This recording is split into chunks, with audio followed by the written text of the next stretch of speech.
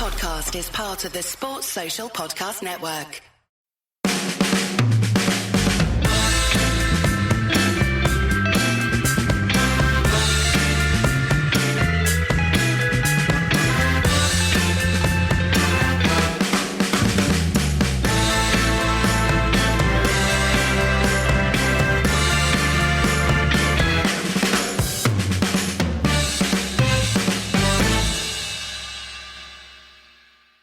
Hey, Paul, how's it going? That's my favourite intro of the season, Ed.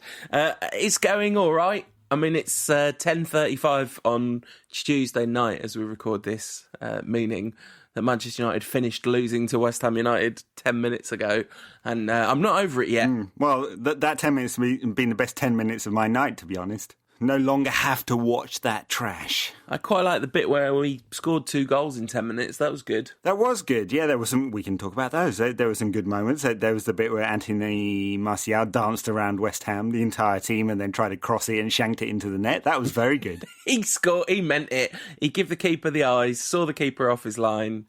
Dink. Totes. I like the bit where Rooney tackled about 4 players, although I swear when he tackled one of them, he was trying to control the ball. Listen, he's... Do you think Wayne Rooney likes long diagonals? Oh, my God. I mean, there were a couple of good uns tonight. There were always a couple of good uns. He's got a couple of good uns in his locker. What's that saying about if you have enough monkeys with enough typewriters, they'll eventually come up with Shakespeare? Enough Hollywood balls, one of them's going to find its target. Although, to be fair, that's a kind of meditation on the nature of infinity rather than a large number theory. So, like... Well, it was approaching infinity. He's definitely played infinite diags in his career. Wow. I tell you what, who should be finite? Louis van Gaal and his time at Manchester United. This week, I wrote a thing that you described as pure fantasy, where I kind of concocted a few desperately scrambled for positives out of this season and hypothesised that with a couple of key additions, maybe Van Gaal wouldn't need to be so obsessively defensively minded in his midfield setup. And indeed, he went with the West Ham game. He went with a very, very attacking lineup. Schneiderlin, Herrera, Rooney in midfield. That's what we would all wanted, right? I was excited to see it. Unfortunately, turns out that if you sort of systematically destroy players' confidence by constantly dropping them, then reintroducing them into the team throughout the course of the season, that has a negative effect on their performance levels. Who'd have thunk it? Your piece, by the way, was a great piece of British fiction. Listen. Booker Prize winning. Listen, right, there was some sound theoretical basis for some of that. Yeah, it's all sound in theory. In practice, this is what you get from United. So there are 2 Uniteds. One is the United that can't attack and doesn't create any chances and can't score goals. And the other one is the utter shambles at the back if you try and open the midfield up. We got both against West Ham. I mean... Yeah, that's exactly what we got. No, I mean, to be fair, look, there were about 20 minutes, maybe 15, in the second half where United actually did turn up and played some nice football, scored 2 goals, didn't actually create any other chances, but opened West Ham up a bit and looked like it would be a real game, didn't it? You know, took the leads totally against the run of play, but that is Van Gaal's way, I guess. And it would have been a perfect game for Van Gaal if United had shut it out from there, but they didn't. And you know, set pieces and balls into the box were United's undoing again. It's funny, you just said that scoring against the run of play is the way of things under Van Gaal, but that's... I know what you mean, but it's not like true in the traditional sense where you score after being under a load of pressure. It's just that the run of play is quite often United having the ball without looking at all threatening. So when they look threatening, suddenly that seems to be against the run of play. Yeah, fair enough. And United did have more possession, but you couldn't say they were the more threatening side. And West Ham had 10 shots at goal in the first half. Absolutely not. And in this game, it was against the run of play, especially the first goal, in a much more traditional sense. Especially, I mean, when we got to half-time and it was only 1-0, that was when I thought, this is here for the taking. We've been gifted a massive, yet another opportunity presented in the lap of Manchester United this season, long after opportunity should long have left its shores. Right, City absolutely desperate to finish fifth this season. I don't know why, desperate. The players have given up. Pellegrini's given up. I mean, he looks like a man beaten, doesn't he? The club sacked their manager in the middle of the season and let him sit on the bench for the rest of the season. They are desperate to let United finish fourth. You know what's going to happen? City and United are both going to lose on the final day. West Ham are going to win 15-0 and end up in the Champions League. That's the kind of macro gift that United's season has been given, is the incredible benevolence of Manchester City. People do say their owners are interested in doing a lot for the community. Well, clearly it's not just the blue bit of Manchester they're interested in looking after. But West Ham offered United an absolute gift horse. Andy Carroll, it was one of those things where you're watching the game on TV and you can't possibly understand what happened, because suddenly the camera cuts and Andy Carroll's just through on goal and there's no defenders anywhere near him. I know, but he's so slow that he was running backwards. Daley Blind was marking Andy Carroll in the Olympic Stadium. That's how far away he was from him. Incredible. I mean, 3 chances one-on-one that West Ham had, 2 headers and that Andy Carroll opportunity. I mean, if they'd not won that game, West Ham would have only had themselves to blame. Created enough chances and were pretty profligate with it. But, in the end, they took the 3, but, just carved United open. I mean, it's really odd, isn't it? We've talked a lot about youth on this pod over the season. I'm not sure we settled on a narrative. I think my narrative is that youth was given a chance by luck, not by strategy. And in a way, today kind of proved that out. So Valencia and Rojo at fullback, I'm not sure what either has done to justify being selected ahead of Cameron Borthwick-Jackson and Tim Fosu-Mensah. And that's not just some kind of rose-tinted thing about young players. They're just better players. Yeah, I mean, I think you could make an argument that actually Valencia's been in pretty good form since he came back from injury. I'm long since given up on Valencia as a concept, but I think if you kind of dispassionately analyse his last few games, he's not been bad. But Rojo, it's just a total joke that he's playing instead of Borthwick-Jackson. And we'll come on to the Norwich game, and I did think Borthwick-Jackson looked a bit rusty and made a few errors, but Rojo makes tons of errors every game, and Borthwick-Jackson can cross the ball. Rojo is an error. Well, it's an error buying him, an error playing him, an error keeping him in the squad, and an error not selling him. Yeah, absolutely. He's a comedy of errors, and he's definitely a kitchen error where the toast situation comes into it. Anyway, you're absolutely right. It's an indictment on this idea that Van Gaal has somehow been fantastic for the squad's young players, that as soon as the squad's up and running and fully fit, the only one who's broken through and stayed there is Rashford.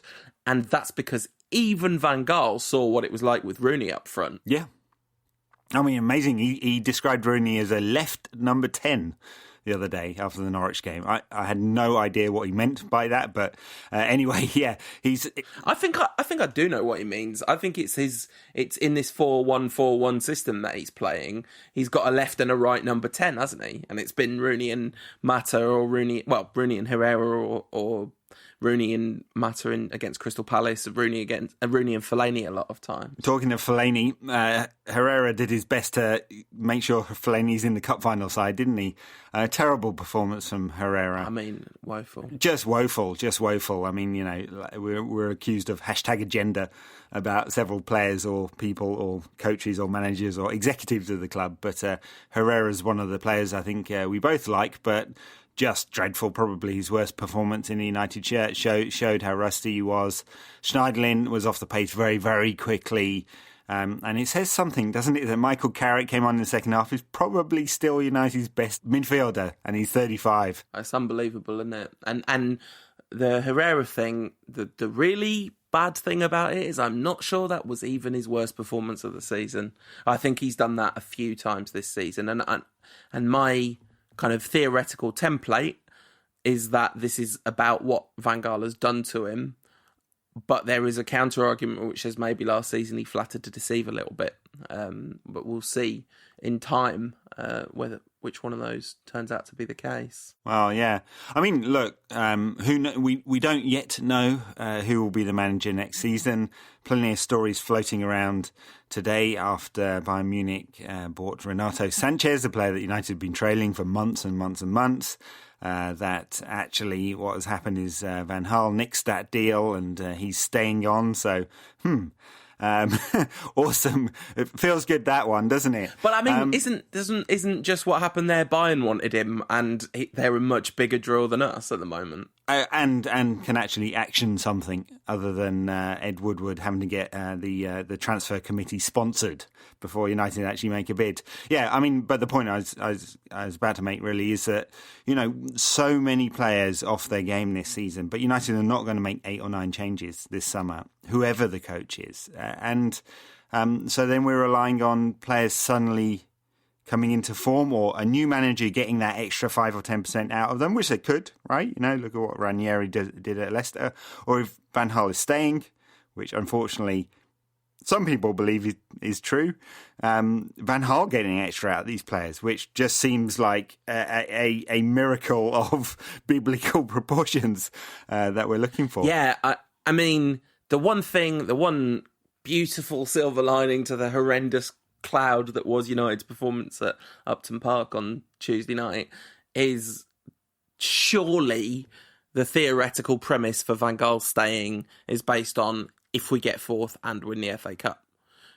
I mean, surely if we don't get fourth, that makes it entirely redundant because anyone can fluke their way to a cup. Yeah, but I understand the kind of concept for that argument that if United finish fourth and win the FA Cup, it's a modicum of success this season, or maybe even total success in the Glazers' eyes because of the revenue from the Champions League, commitments to sponsors and some silverware and stuff like that.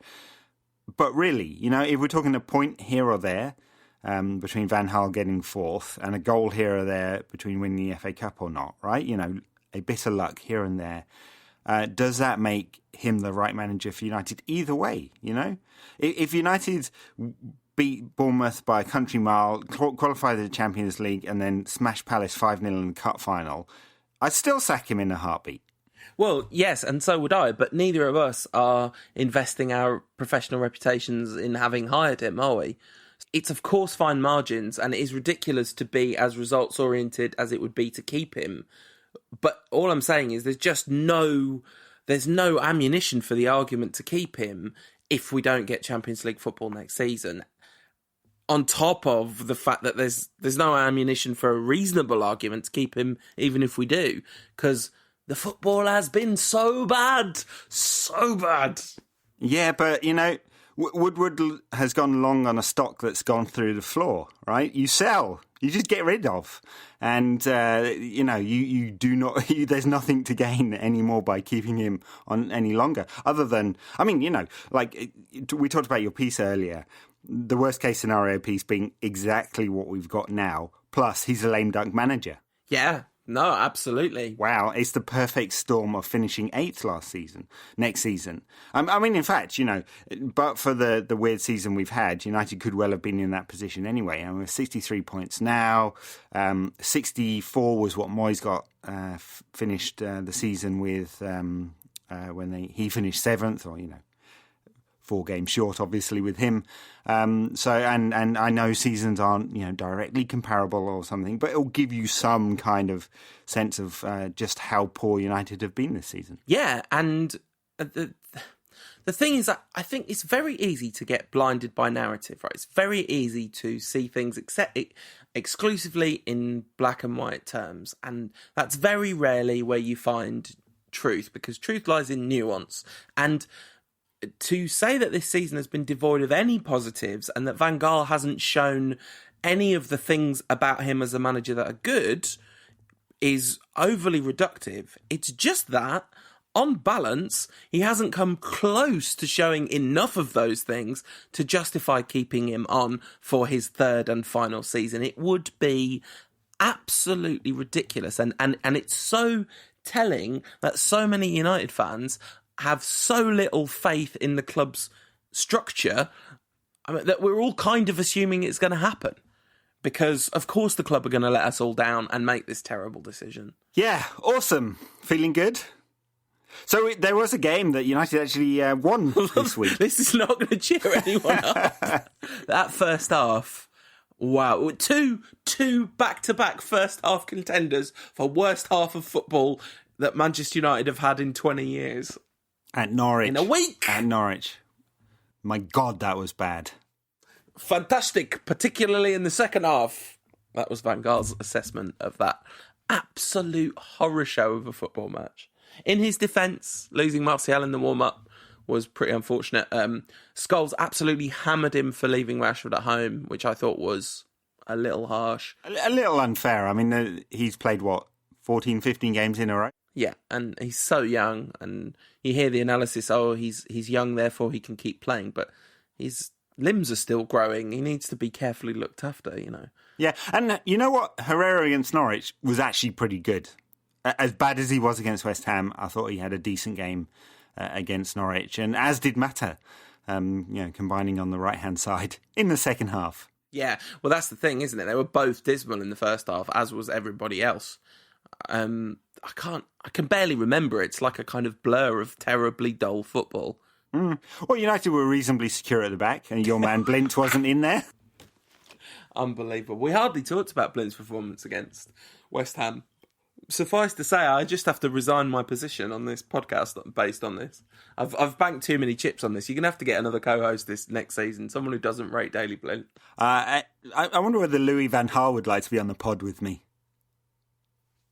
I'd quite enjoy that. I was going to make a joke there that I've decided against making. Yeah, very good. Awesome. I mean, it sounds like we're lost for words on this, and I think we are in a way because of just how bad United were against Norwich. I mean, sneaked the win, late second half goal from Mata. Didn't look like it was coming for a very long time, did it? One of those really poor performances away from home that we've seen so often this season against a Norwich side that were really limp. I mean, this was a team that we were told by Van Gaal in the build-up were fighting for their lives, and it would be a really hard game because of it. This Norwich side had given up. Yeah, it was 32% possession or something. Nothing, and they really didn't try. Yeah, it was strange. You kind of know a team's given up when they pick Cameron Jerome in a must-win game. But the pattern of play in the game was, like you say, United were completely dominant, but they created very little of substance. And one of the reasons was, of course, we got ample demonstration that Wayne Rooney should be nowhere near that centre-forward position. He really, really struggled. He's been decent in attacking midfield since he came back. Hopeless up front. Even Mata's goal, Rooney got extremely fortunate that Bassong made the mistake to allow him to slip the pass through, because it looked like he'd really run into trouble there. And, he also demonstrated good speed of thought and good execution on the pass to Mata. Oh, well, I mean, I'm going to be accused of having an agenda here. Rooney ran out of steam, checked back, and was fortunate Mata was there. Oh, I totally agree. But he found him well, whatever. It's faint praise.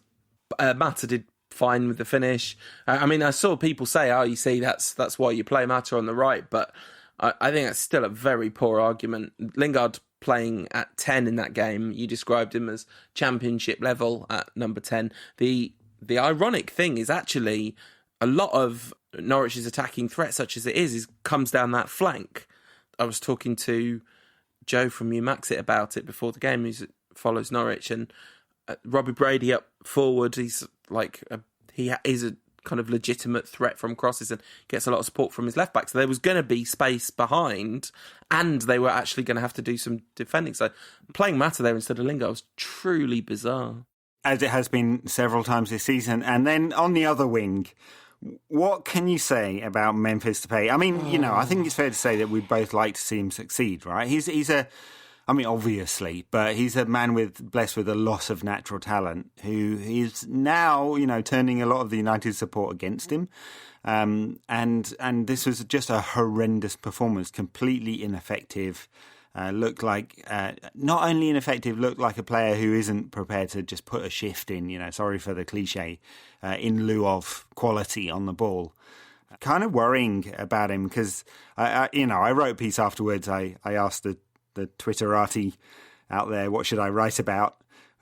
What if Van Gaal stays and versus in defence of Memphis? So I was kind of obliged to write a 1,500 words defending Memphis Depay, which, if you analyse my piece, was 1,200 words of analysing how bad he is and then 300 of blaming Van Gaal for his problems.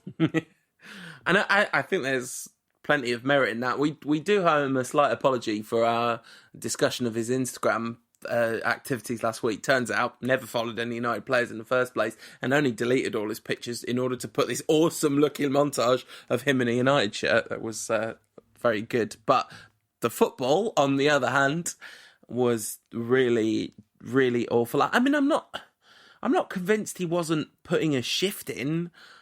I'm not convinced he wasn't doing his best to try. And I think of everyone in the squad, he's the one that you point a finger at Van Gaal and say, you did this to him.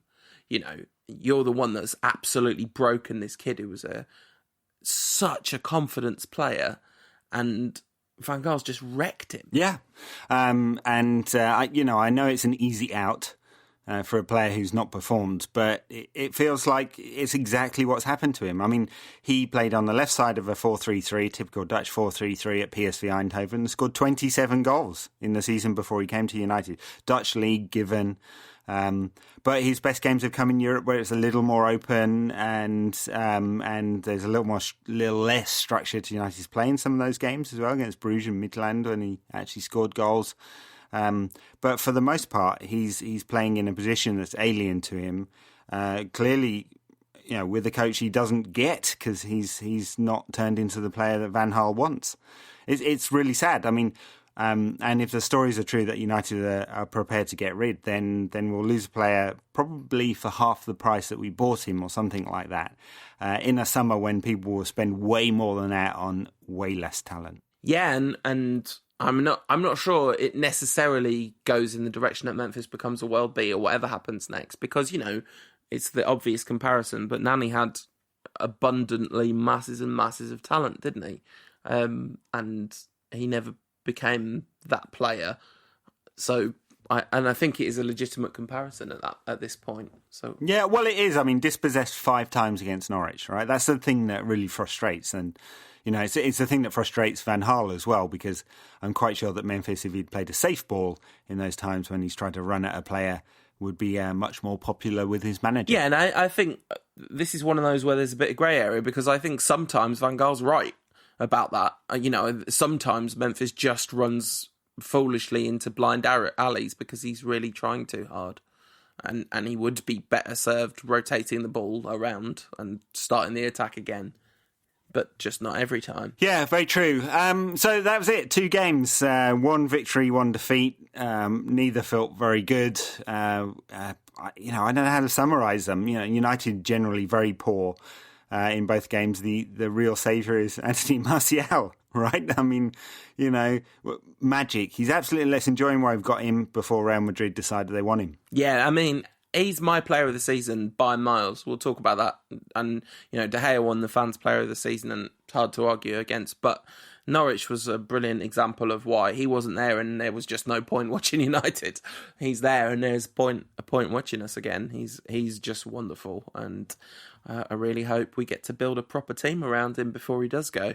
Yep, and the other player of the season, David De Gea, made a bit of a gaffe against West Ham, didn't he? Got his hand to the ball for the winner, but couldn't keep it out. I mean, I feel loath to even mention that, because where would United be without him this season? But his first mistake for a very long time.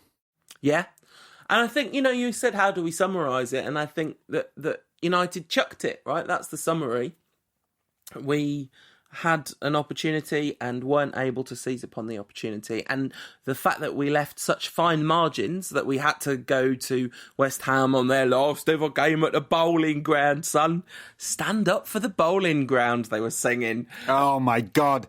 That has got to be one of the most cringe-worthy hands in front of face, hiding behind sofas songs I've ever heard. Ever. And what was it? I mean, it was like the coverage was Diana-esque. This is 1997 funeral. The nation is mourning for a football ground, which is a dump, by the way. And Sky are still covering it now at 11:30 at night, probably. Don't really know.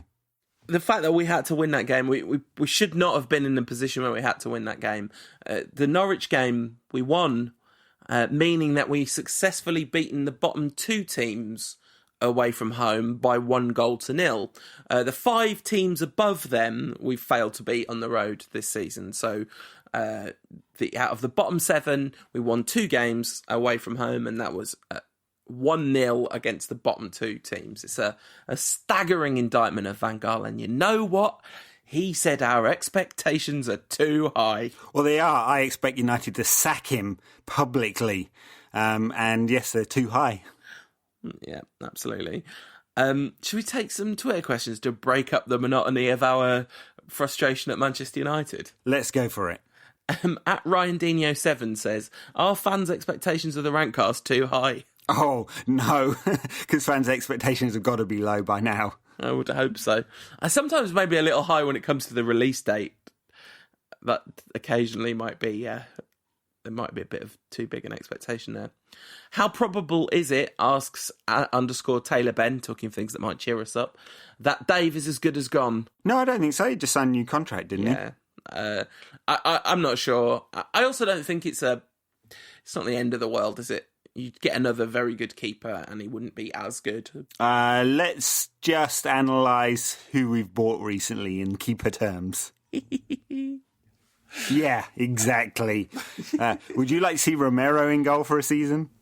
No, I would not. But if Dave had gone, we'd have had Keylor Navas, who's been one of the best players in La Liga this season. So true, but I don't trust a goalkeeper who wears trousers. Oh, that's... Sorry. Just don't believe. I don't believe in the whole of Hungarian football, that is.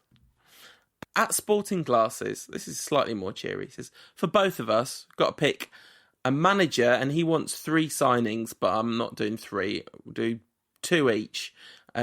Ideal scenarios for next season. Who do we want in, and who do we want the 2 signings?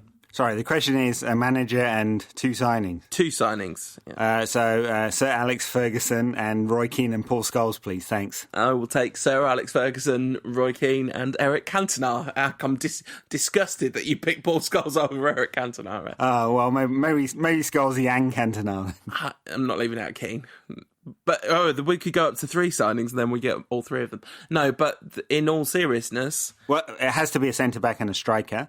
And that's going to leave huge weaknesses in the rest of the squad. And anyone who will play some attacking football at this stage. I don't think we desperately need a striker. I think we desperately need a right-sided attacker. I think I'd take a really good right. I'd take Griezmann. That's who I would take, number 1, because he's a bit flexible. He would be very, very, very, very good. I mean, he does play up front or on the wing, yeah. Good call. And as for manager... I seem to have fallen into sort of Jose Mourinho Stockholm syndrome that I never really expected to happen.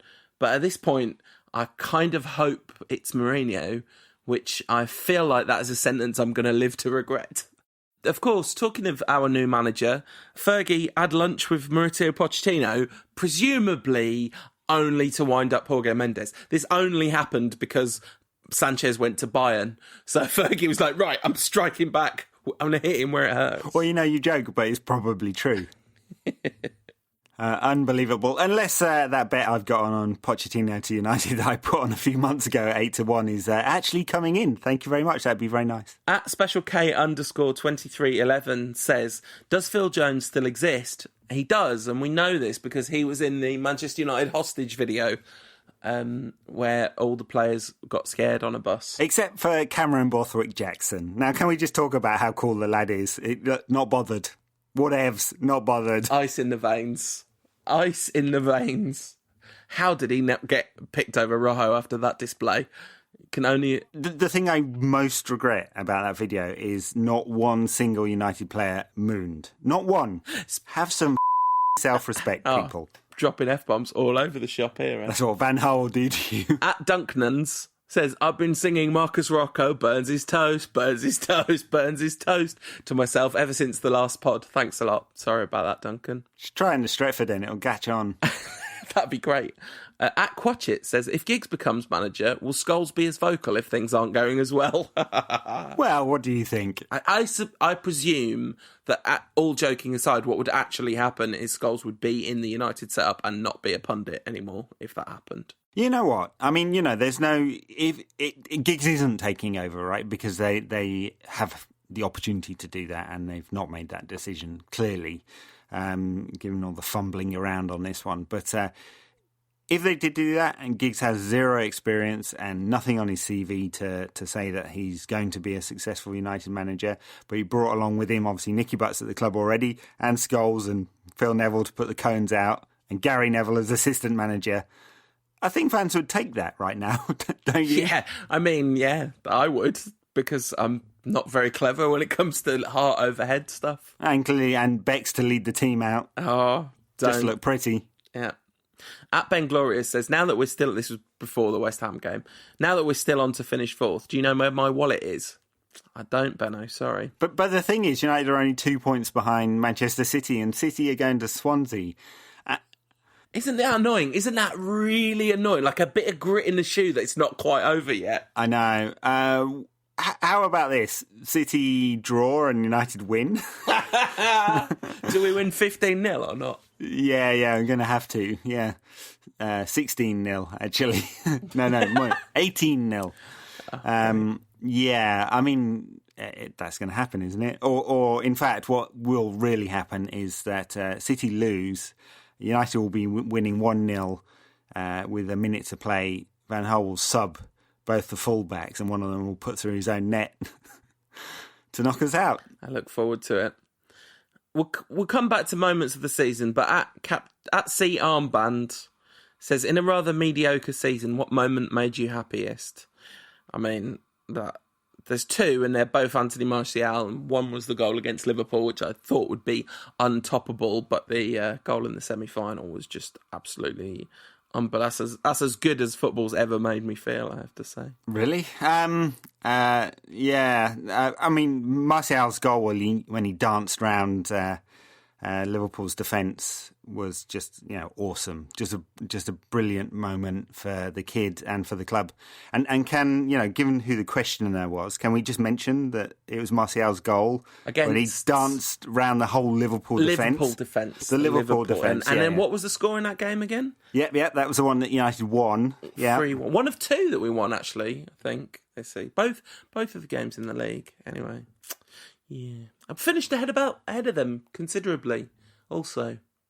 A solid 5 points ahead at this moment. But that means we're definitely going to finish ahead of them, which at one point looked a bit ropey. This is the flip side of that question. At 50-50 says, who we used to hear from a lot. I've not heard from Adam for a long time. Hope you're well, Adam. He says, a lot of lost points, tough losses this year. Tough losses to take this year. Which has been the hardest to stomach? That West Ham game was up there. No, not Norwich at home for me. I mean, that was peak Van Gaal, that was. One of the 0-0s probably as well. Maybe Palace. No, that wasn't as bad. If we hadn't beaten Sheffield United, that would have been the one. But of course, we did actually win that game, so can't count. PSV was brutal as well. The PSV 0-0 at home. That was just so miserable because it was... Not just the result, but the performance where it almost looked like they didn't know what the score was. Yeah, absolutely. And what relied on it. And of course, talking about European competition, the 2-0 at Anfield was just brutal. That doesn't even count. I mean, it was brutal in terms of how embarrassing that was, and especially because it was against Liverpool. But the Europa League. Yeah. But the West Ham game was up there because of what was at stake and how catastrophically bad United were in that first half. The total meltdown, the collective meltdown that was experienced, the fact that Herrera completely shed any sense of positional discipline, and Daley Blind became the parody of himself that you believe him to be. Morgan Schneiderlin was just hopelessly adrift, and none of the attacking players could get a sniff of the ball.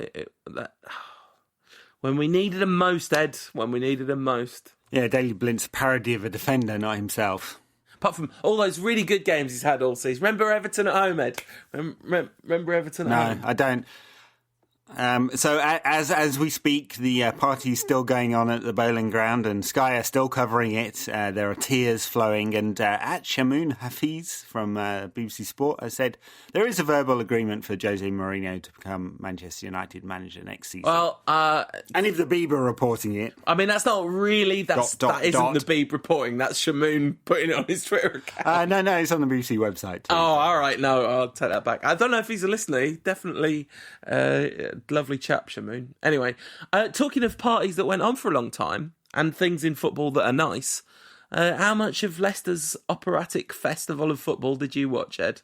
Yeah, I did. And that I can take and accept. They deserve to have a party for that. West Ham having a wake for a football ground. Please. Yeah, no, I mean, in fact, it's kind of a beautiful contrast. It kind of shows you how ridiculous what West Ham are doing is. There's only two things I didn't like about it. One is Jamie Vardy, obviously. And the other was the fact that the owner didn't give back the Premier League title once he started walking around with it, with the trophy. Like, he held it all the way around the lap of honour. Yeah. You're supposed to pass that around to the lads, aren't you? And they were also holding up a picture of the King of Thailand at one point. Yeah, that was interesting.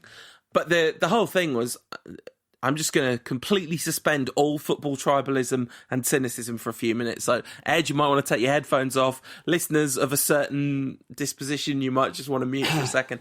But I found it incredibly moving watching Wes Morgan lift the Premier League trophy. Obviously, it's a shame it's not the evil mega conglomerate of football that we support that won the league.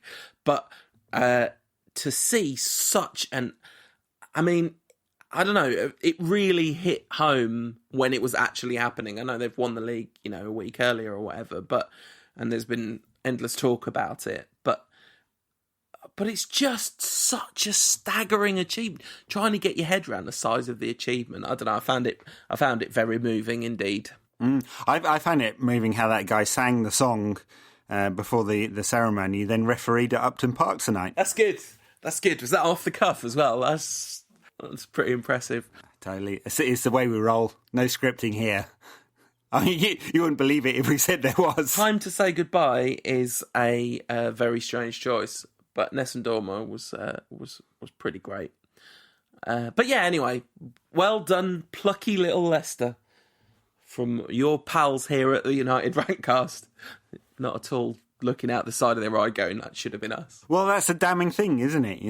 And amazing as Leicester have done, 5th place, Louis van Gaal, £250 million spent. Well, 140 or whatever. Give or take. Oh, are you talking about net spend now, Paul? I ain't never letting that net spend thing go because it's really important. Like, it's really like a huge chunk of that 250 million is Angel Di Maria. It's just got all that money back. Very good. Okay, so Bournemouth coming up at the weekend. Are you in the mood for an in-depth preview of this one, Ed? Yeah, it's going to be awesome. So team with nothing to play for, and Bournemouth. Yeah, we're going to that together, Ed. That'll be nice. Romantic or something. Yeah, well, not quite, because I'm up in the gods and you're in the posh seats with the press. Yeah, that's true. Sorry about that. But, I'll give you a lift up there. Well, that's very magnanimous of you. Now you've got fame. Someone, I don't know if it's a podcast listener, I was talking to friend of the show, Phil Gatt, in the Munich tunnel, and someone just walks past and goes, "There's Paul Rantcast." And I was kind of turned, like expecting that person to kind of stop and say hello, which seemed like the thing that you would do. But they just didn't look that, they weren't interested that it was me. They didn't want to talk to me. They just wanted to point at me and say my weird Twitter name. Yeah. Fame. See, they'd have asked me for an autograph. No doubt. Absolutely no doubt. Very unlikely. They look like more of an Ed fan to me. Yeah. Yeah. That's what Rantcast listeners are divided into, right? So, shall we talk about the football? United desperately need to win. Have to win. Unless City are 4-0 up by half-time, which seems unlikely the way they're playing at the moment. So what do we think Lou will do? He'll rest all the good players ahead of the cup final, right? Who are the good players? Martial and De Gea? and Rashford, that's it. Oh, yeah. Rashford, sorry, Rash. Yeah, I mean, Bournemouth really don't have anything to play for, and they've had a remarkable season of their own in a small way. One of the teams whose remarkable season goes unnoticed because it's been upstaged, but done very well to stay in the division, especially with the incredible level of injuries they sustained early in the season. I suspect not going to go meekly into the night. They've got the chance to do the double over United. Fellaini's suspended, you see, so no knee crawl goals on offer. No, and talking of goals, Bournemouth has scored 44 goals this season. United with the 2 goals tonight, 46.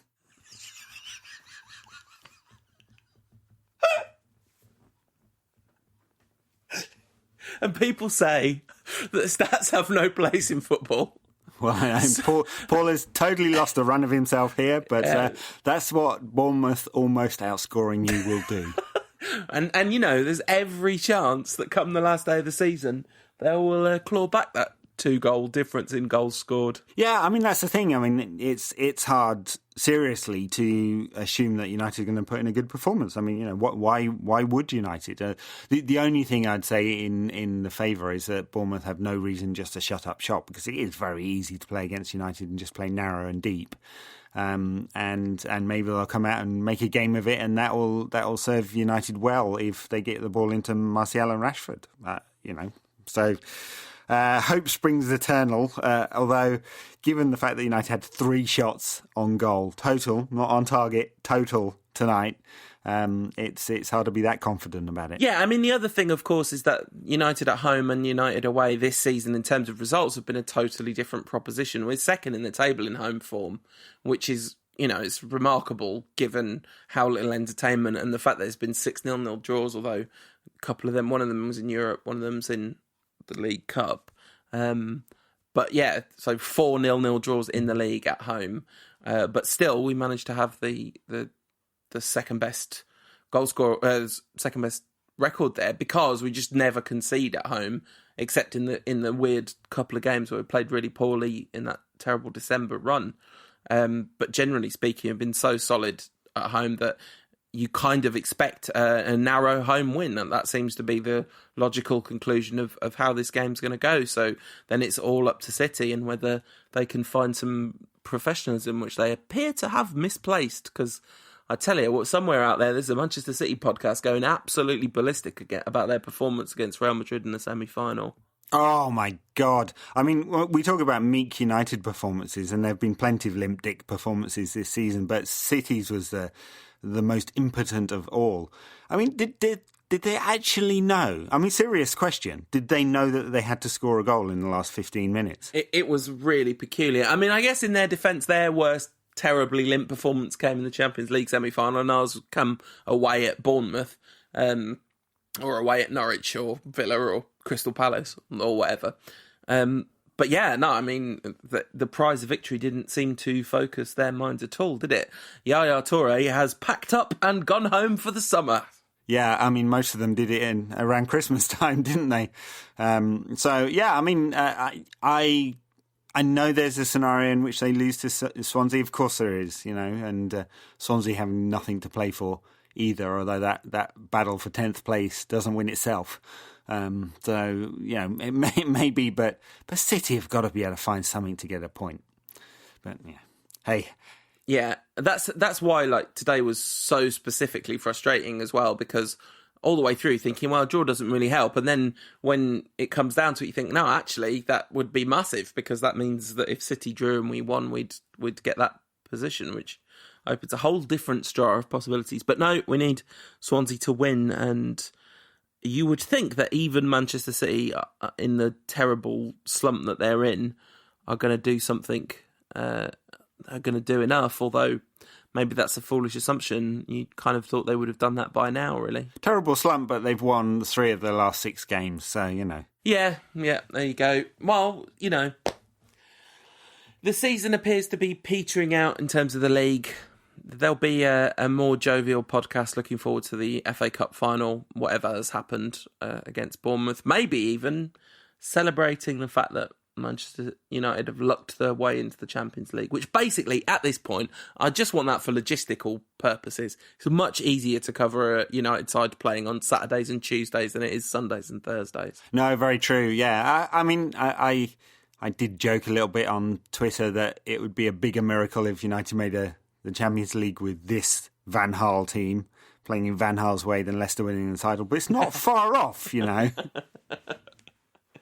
Yeah, very different sort of miracle, much less heartwarming. Yeah. I'm sort of looking forward to the game at the weekend. What do you think about Van Gaal's end of season speech? Well, what's he going to say? I mean, his end of term speech at the end of season awards, I mentioned it in passing. I can't remember if we talked about it last week or not, because I can't remember when it happened. But it was genuinely a disgrace what he said at the end of this season. For him to have said that the expectations around United are too high, and that a big part of the problem this season has been the media saying that Van Gaal's going to be sacked. Both of those things are self-serving, narcissistic, and belie a detachment from reality, because he didn't appear to be lying. He appeared to be believing what he was saying. Oh, it's a very good description of Van Gaal. Yeah, right. And to take the 2 points separately, the thing about expectations, you rewind to a year ago when he himself was banging his fist and shouting, "We are very close to challenging for the title." So where do those expectations come from? And then the notion that the problem this season has been that the media sacked Van Gaal. The media didn't sack Van Gaal until after the season had fallen apart. Yeah, right. The justification for sacking Van Gaal doesn't matter who's winning the title. United's 17 points behind the league winners. At the beginning of the season, in our preview podcast, you asked me what I thought would be acceptable, and I said within 5 points of the league title. Absolutely. And such has been the absence of entertainment in watching Manchester United, particularly at home. So away from home, it's been chaotic and miserable, and at home it's been beyond turgid. Genuinely, entire football matches passing without any reason to have gone and invested all that time and money in going in terms of what you're seeing. It would be a total joke to keep him, and presumably at this point, if the BBC are reporting it after that loss, we've got to probably assume that we're going to be all right, and it's going to be a whole different set of problems next season. Mo problems, as the old saying goes. Yeah, I don't believe anyone reporting anything at the moment. Until you've heard it on the Rankcast, it ain't true. Or something like that. Fantastic. Thank you for bearing with us for an hour of grumpiness. I'm going to predict a 1-0 win to Manchester United. Nearly said 2 there. Got giddy. Do you know what? I'm going to go giddy. I'm going to go giddy. United were such a shambles defensively. I know that Van Gaal will tighten up, but I'm going to go for a 2-1 victory to United. Okay. And 1-1 in Swansea. I'm not predicting that game. I don't care about that game.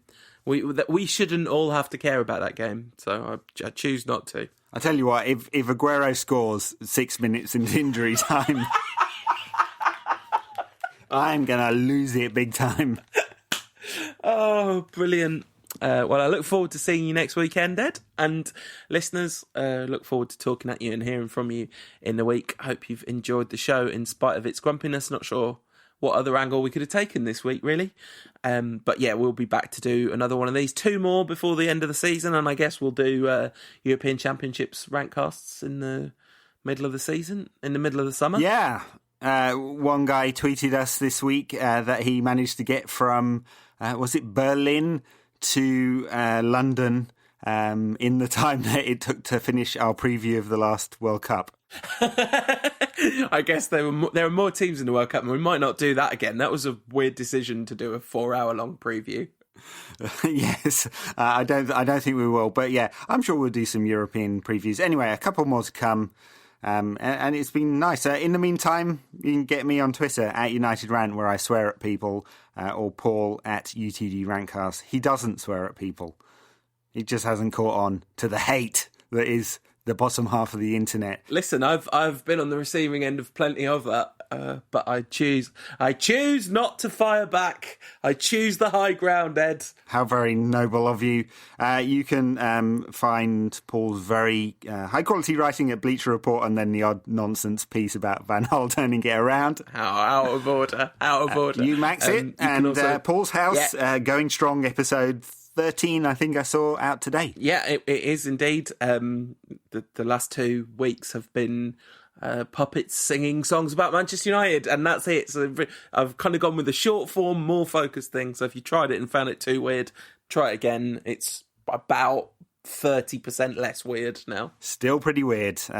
Yeah. I'll give you that, Ed. I will give you that. Anyway, have a good week, everyone. Take care. Thanks, Tom. This podcast is part of the Sports Social Podcast Network.